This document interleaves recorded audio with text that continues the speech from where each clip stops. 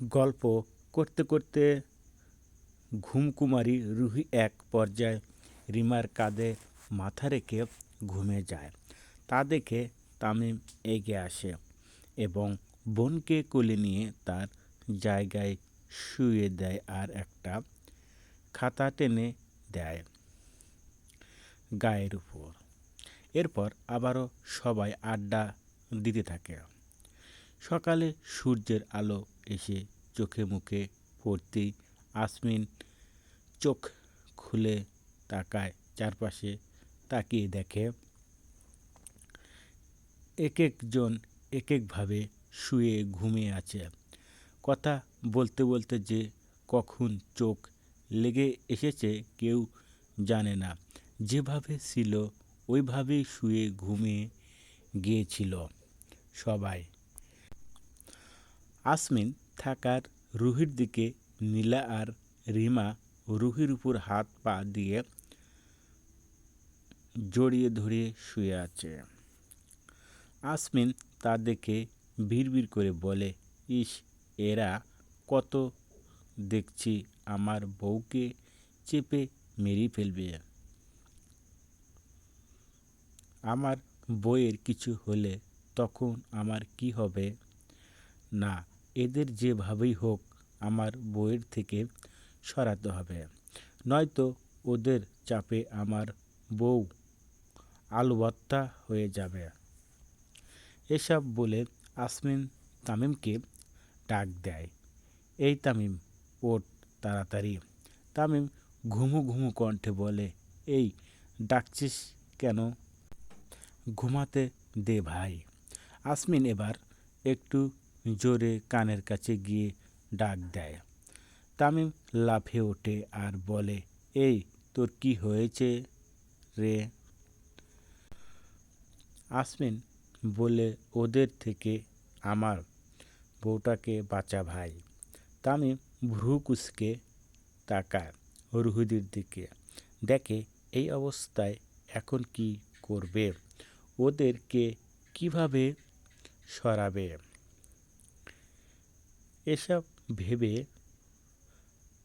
অসহায়ের মতো চেয়ে থাকে আসমিনের দিকে।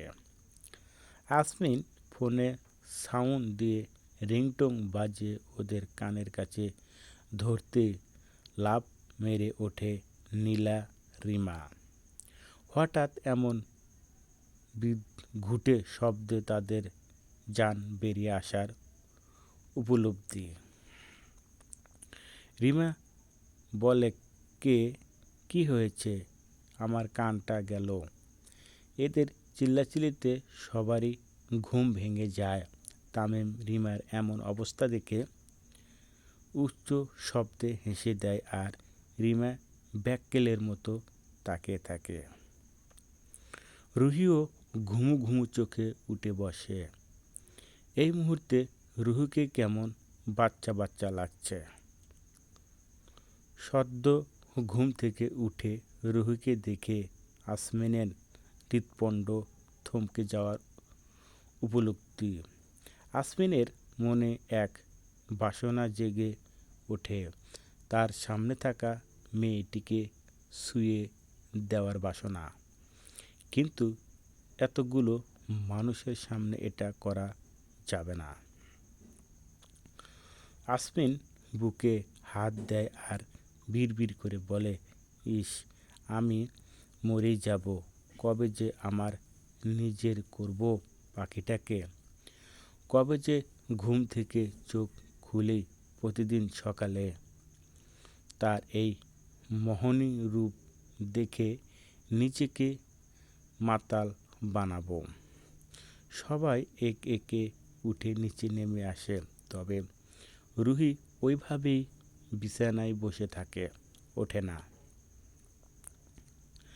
তামিম বুঝতে পেরে বোনকে কোলে তুলে নিয়ে রুহি ভাইয়ের বুকে মুখ গুজে আবারও ঘুমিয়ে পড়ে। আসমিন এর কিছুটা হিংসা লাগে, কেমন করে বাচ্চাদের মতো বুকের সাথে লেপ্টে আছে। এভাবে যদি তার বুকে মিশে থাকতো, এসব 7-5 ভাবতে ভাবতে সেও পিছু পিছু নেমে আসে ছাদ থেকে। 10টায় নীলা রুহিকে ডাকছে, এই রুহি 10টা বেজে গেছে, এবার তো ওঠে মেরি মা। আর কত ঘুমাবি আজ, রিশান ভাইয়ের বিয়ে, সবাই রেডি হচ্ছে, আর তুই এখনো ঘুমিয়ে আছিস? ওঠ না রুহি। রুহি ঘুমে থেকে বলে, রিশান ভাইয়ের বিয়ে, তাতে আমার কি? আমার তো আর বিয়ে না। তাহলে আমি উঠব কেন? আমার বিয়ে হলে ডাক দিস। রিমা বলে, এই মেয়ে কি বলছে এসব? এই রুহি, উঠবি নাকি তোকে রেখেই চলে যাব? রুহি বলে, চলে যা, আমি উঠব না। দুজন হতাশ হয়ে রুম বেরিয়ে যায় তামিমকে আনতে। তামিম এসে কত ডেকে ডুকে বোনকে তুলে এবং ফ্রেশ হওয়ার জন্যে ওয়াশরুমে ঢুকিয়ে দেয়। রুহি আজ সুন্দর একটা খয়েরি লেহেঙ্গা পরেছে, তার সাথে জুয়েলারি দিয়ে সেজেছে, খুব সুন্দরী লাগছে। রিমা নীলাকেও সুন্দর লাগছে খুব। তাদেরকে দেখে 3 প্রেমিক পুরুষের মনে ঝড় উঠে যায়। মুগ্ধ দৃষ্টিতে তাকিয়ে থাকে তাদের প্রেয়সীদের দিকে। রুহি এসে তামিমের সামনে দাঁড়ায়। তামিম বোনকে আদরের কণ্ঠে বলে, খুব সুন্দর লাগছে আমার পাখিটাকে। নীলা বলে, আমাদের কেমন লাগছে ভাইয়া? তামিম নীলার দিকে তাকায় আর একবার রিমার দিকে তাকায়।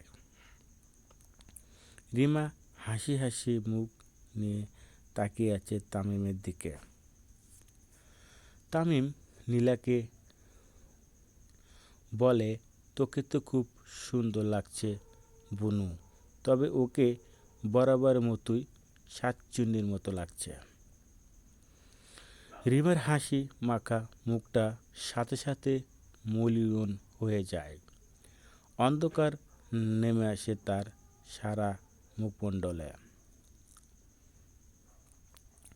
তা দেখে রুহি বলে, একদম এই কথা বলবেন না ভাইয়া, আমার রিমা পরীকেও একদম পরীর মতো লাগছে।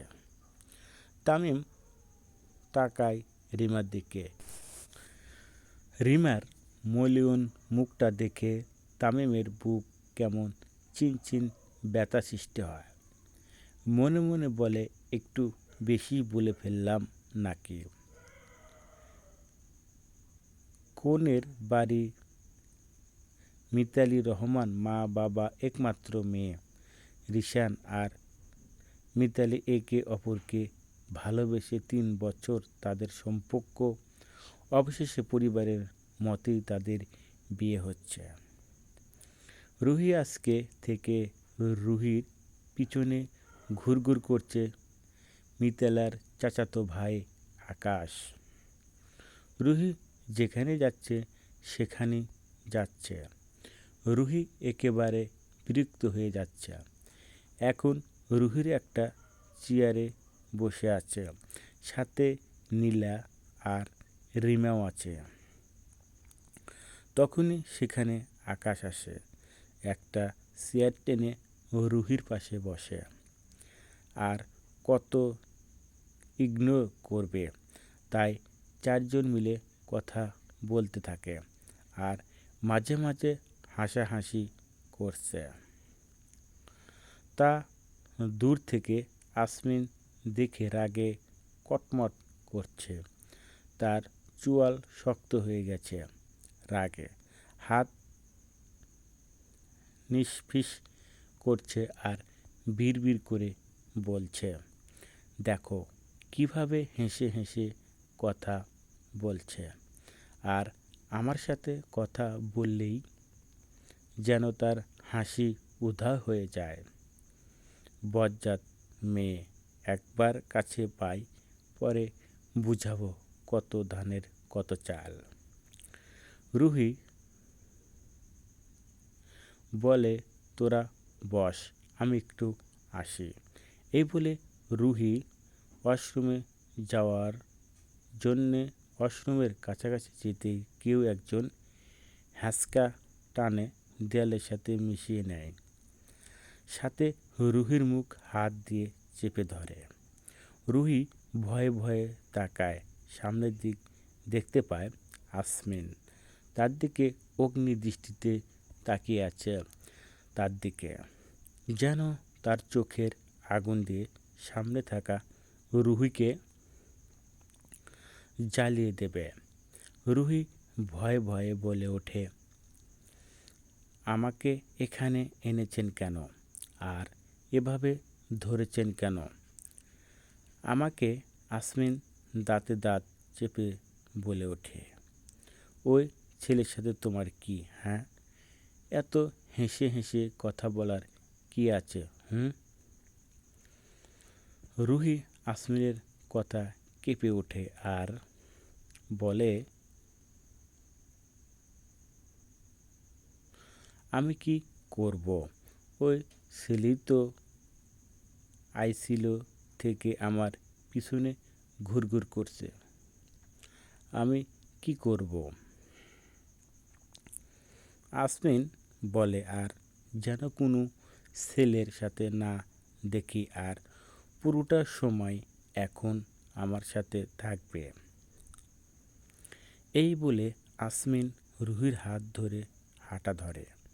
রুহি যেন ওয়াশরুমে যাওয়ার কথা ভুলেই গেল। বাধ্য মেয়ের মতো আসমিনের সাথে যেতে থাকে। সন্ধ্যায় তারা কনেক নিয়ে বাড়ি আসে আর মতো আসমান পুরুষটা সময় রুহির হাত ধরে ছিল। তা দেখে নীলা রিমা শুধু মিটমিট করে হেসেছে আর আসমিন শুধু রাগী দৃষ্টিতে ছুড়ে দিয়েছে ওদের দিকে। বাড়িতে এসে রুহি নিজের রুমে চলে যায়। এত মানুষের ভিড় থেকে তার মাথাটা প্রচুর ধরেছে, তাই কোনো রকম ফ্রেশ হয়ে বিছানায় শুয়ে পড়েছে। একটু পরই নীলা আর রিমা রুমে আসে। তারা এসে দেখতে পায় রুহি কপাল কুঁচকে ঠোঁট টিপে চোখ বন্ধ করে রেখেছে। তারা বুঝতে পারে রুহির মাথা ব্যথা করছে। রিমা গিয়ে রুহির মাথার কাছে বসে মাথায় হাত বুলিয়ে বলে, খুব বেশি মাথা ব্যথা করছে রুহি? রুহির চোখে বুঝি অস্পষ্ট স্বরে বলে, নীলা গিয়ে আয়শা বেগমকে ডেকে আনে। আয়শা বেগম মেয়েকে এভাবে থাকতে দেখে দৌড়ে মেয়ের কাছে যায়। রুহিকে বলে, কখন থেকে ব্যথা করছে মামুনি? রুহি চুপচাপ শুয়ে থাকে, কিছু বলে না। মাথা ব্যথা হলে রুহির আর দিন দুনিয়ার খবর থাকে না। সে নিজের মতো করে পড়ে থাকে। রুহির অসুস্থ তার কথা শুনে রুহির মামা মামি আসমিন তামিম আরও অন্যরা আছে। রুহিকে এভাবে দেখে আসমিনের কলিজায় মোচড় দিয়ে ওঠে। মন চাইছে রুহির কষ্টটা তার মাঝে নিয়ে নিতে। কিছু হলে যেন তার হয়, তার হৃদমোহনে যেন কিছু না হয়। আসমিন শুধু দাঁড়িয়ে ছটফট করছে। মন চাইছে ছুটে গিয়ে রুহিকে নিজের মাঝে জড়িয়ে নিতে, কিন্তু সে নিরুপায়। এতগুলো মানুষের সামনে যে সে এটা কিছুতেই করতে পারবে না। তামিম ডাক্তার নিয়ে আসে। ডাক্তার রুহিকে দেখে কিছু ওষুধ লিখে দিয়ে চলে যায়। রিশান এগিয়ে ওষুধ নিয়ে আসে।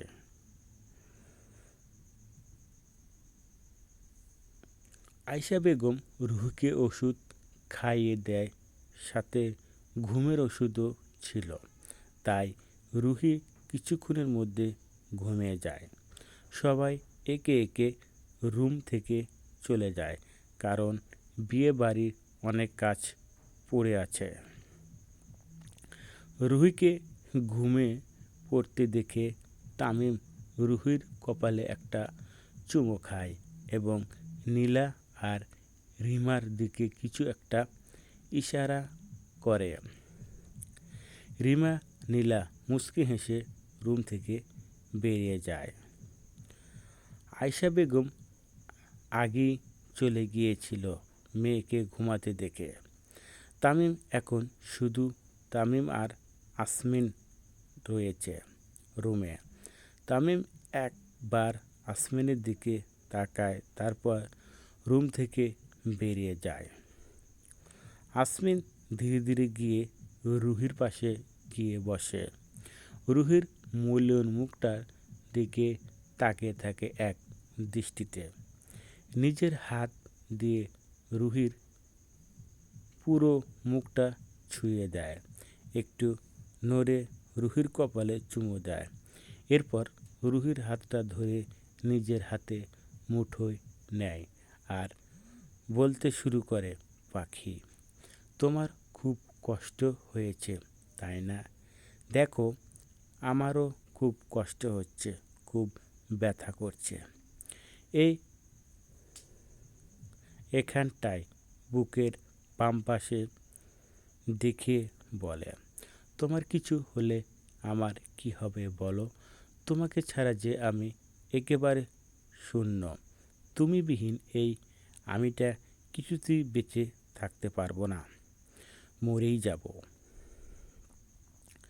আমি একদম মরে যাব। এইটুকু বলে থামে। আসমিনের চোখ দুটি পানিতে টলমল করছে। আসমিন আবারও বলে, আমার জীবনে প্রথম নারী তুমি। তোমাকে দেখেই আমার এই হৃদয় ভালোবাসা কি বুঝতে শিখেছিল, অনুভব করেছিল ভালোবাসা কেমন হয়।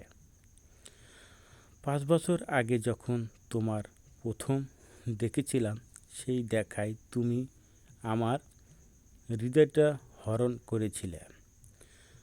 তোমার মায়াবী হাসিতে আমি আটকে গিয়েছিলাম, আটকে ছিলাম তোমার ভালোবাসায়। পাখি, আমি তোমাকে ভালোবাসি, খুব ভালোবাসি। আমার মোহিনীকে আমি ভীষণ ভালোবাসি। এরপর আসমিন রুহির হাত ঠোঁট ছুঁয়ে এবং রুম থেকে বেরিয়ে যায়। বিয়ের 2 দিন হয়ে গেছে আজ। রুহিরা বাড়ি যাবে, একটু পরই রওনা দিবে। আসমিনরাও চলে যাবে, তবে রুহির একটু মন খারাপ লাগছে, বিশেষ করে আসমিনের জন্যে। এতদিন একসাথে ছিল, যখন তখন দেখতে পেয়েছিল, কিন্তু এখন কিভাবে দেখবে? এই কয়েক দিনে রুহি আসমিনের প্রতি একটু হলেও দুর্বল হয়েছে। কেন জানি আসমিন তার কাছাকাছি থাকলে রুহির অন্যরকম এক ভালো লাগা কাজ করে। মনে এক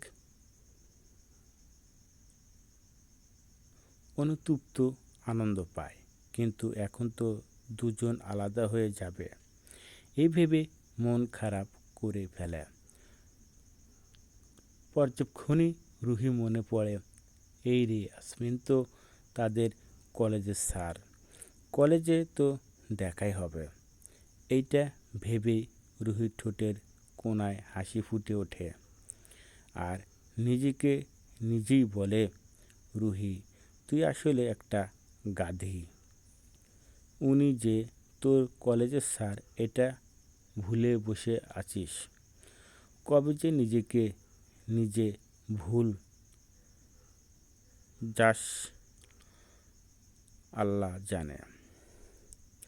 রুহিকে একা একা কথা বলতে দেখে নীলা বলে, কি রে, তোকে ভূতে ধরলো নাকি? একা একা কি বলছিস এভাবে? রিমা বলে, আরে ভূত ধরেনি, আসমিন স্যার ভর করেছে। এই বলে হেসে দেয়, সাথে সাথে নীলাও হাসে। রুহি কটমট চোখে তাকিয়ে আমার ওদের দিকে। আজ রুহি কলেজে যাবে। রাঙামাটি থেকে গতকালই এসে পড়েছে। অনেক দিন বিয়ে চক্করে কলেজে মিস করছে। এখন আর মিস করলে চলবে না, নয়তো পরীক্ষায় বড় বড় 2টা ঘোড়ার ডিম পাবে। তাই তো রেডি হচ্ছে কলেজে যাওয়ার জন্যে। রুহি রেডি হচ্ছিল, তখনই তামিম প্রবেশ করে। রুহি রুমে তামিমকে দেখে রুহির একটা কথা মনে পড়ে যায়। জিজ্ঞাসা করবে বলে আর জিজ্ঞাসা করা হয়নি, তাই এখন মনে হলো, তাই তামিমকে প্রশ্ন করল, আচ্ছা ভাইয়া, আসমিন স্যারকে তুমি কিভাবে চেনো? তোমরা কি আগে থেকেই পরিচিত?